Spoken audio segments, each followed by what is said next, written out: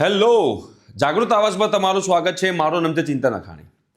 આજે જેડબલઈ men's versus GUJCET એના વિશે હું તમને લોકોને ઇન્ફોર્મેશન આપવાનું છું કે તમારે કોની પર ફોકસ કરવું જોઈએ, કોની પર વધારે મહેનત કરવાથી તમને લોકોને સારું રિઝલ્ટ મળશે.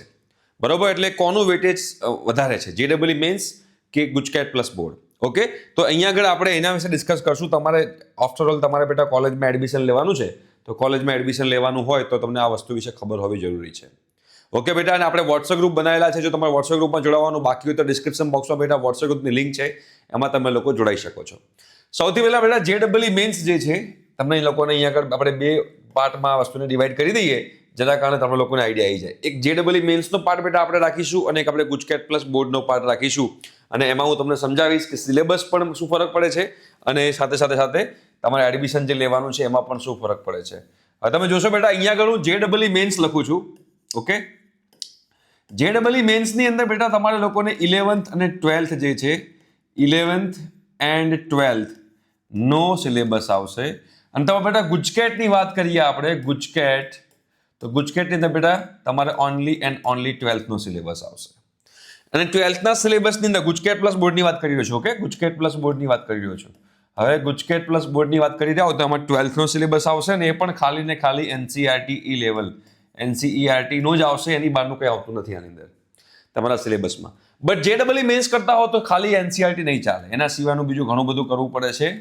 બરોબર છે? એના સિવાયનું ઘણું બધું બીજું બધું એવો સિલેબસ છે જે એનસીઈઆરટીમાં અવેલેબલ નથી, એમાંથી પણ તમારે જેડબલઈ મેન્સનું આવતું હોય છે. હવે બેટા તમારે જો તમારો ટાર્ગેટ હોય, તમારે એનઆઈટીમાં જવું હોય, બરોબર છે, તમારે બેટા આઈઆઈટીમાં જવું હોય, કે તમારે પછી ટ્રિપલ આઈટીમાં જવું હોય, કે તમારે જીએફટીઆઈમાં જવું હોય, તો એના માટે બેટા જે છે એ તમારે જેડબલઈ મેન્સ થ્રુ તમારે લોકો બેટા આમાં એડમિશન લઈ શકશો. એના સિવાય બીજી કોઈ જગ્યાએથી તમે લોકો એડમિશન લઈ શકશો નહીં. અને બેટા તમારે આઈઆઈટીમાં જવું હોય તો તમારે જેડબલઈ મેન્સ ક્લિયર કર્યા પછી તમારે બેટા જેડબલઈ એડવાન્સ આપવી પડે, અને જેડબલઈ એડવાન્સના બેઝ ઉપર તમને લોકોને બેટા આઈઆઈટીમાં એડમિશન મળતું હોય છે. રાઈટ? આ આપણે વાત થઈ આપણે જેડબલઈ મેન્સ. શું જેડબલઈ મેન્સથી ગુજરાતની કોલેજમાં પણ એડમિશન લઈ શકાય તેની પણ હું વાત કરીશ. હવે બેટા ગુજરાતની જે કોલેજો છે એમાં બે ટાઈપની કોલેજો આવશે. એક આવશે બેટા ગવર્મેન્ટ કોલેજ, બરોબર છે, અને એક આવશે સેલ્ફ ફાઇનાન્સ કોલેજ.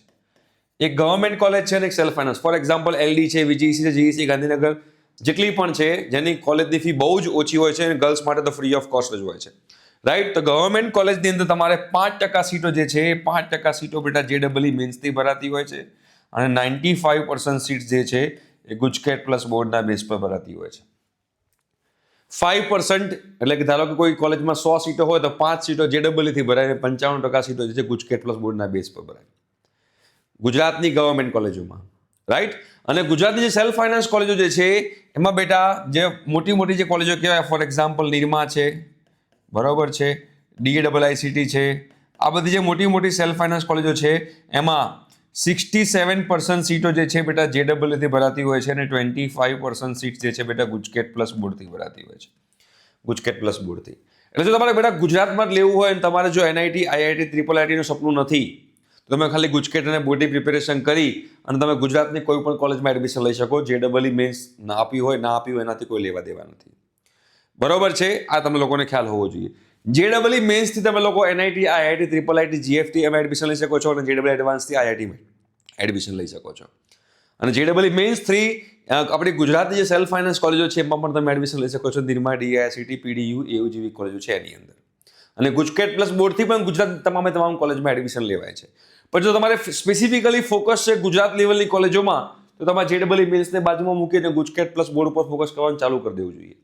અને જો તમારી ઈચ્છા છે કે ના તમારે ગુજરાત બહારની કોલેજોમાં જવું છે, તો ગુજરાતમાં જવું છે, તો નેશનલ લેવલની કોલેજો જેવી છે એનઆઈટી, આઈઆઈટી, ટ્રિપલ આઈટી, જીએફટીઆઈ, એવી સારી જે બીટ્સ પિલાની છે, રાઈટ, એની અલગથી એન્ટ્રન્સ એક્ઝામ હોય છે, પણ સિલેબસ તો જેડબલઈ લેવલનો જ હોય છે.